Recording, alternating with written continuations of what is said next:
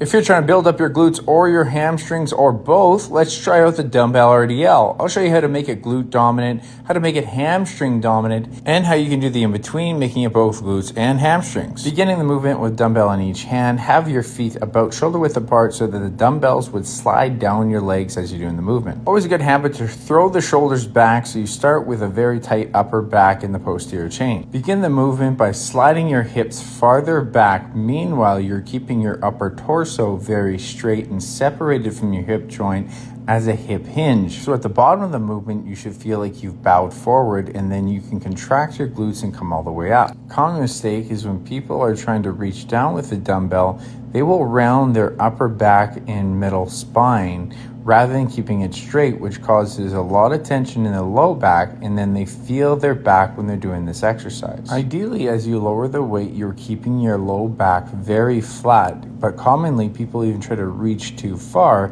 and you can just simply limit the movement to that range of motion. If you want to focus on glutes and hamstrings with an RDL, you're going to shift your knees back a little bit and your glutes back so you feel the stretch in both the hamstrings and glutes and pull all the way through. If you're trying to target glutes, then you're not going to shift your knee back as far, and you're simply going to hip hinge by driving your hips back, then pull from the glutes being in a stretched position. A common mistake here is where people will allow their knees to bend too far forward, more like a squat pattern. Remember, in the glute variation, even though the knee doesn't drive forward, it actually stays in the same position as you're doing the hip hinge pattern. Then the hamstring variation, which is known as a stiff-legged deadlift, you're going to shift your knee back and your hips back while barely having any knee bend in the knee joint, so you feel a big stretch on the hamstring, and then you pull from that stretched position. Now, if you're having a hard time keeping this out of your low back, try to grab a stick, a dowel, or even simply a lap bar. You're going to place one hand at the bottom,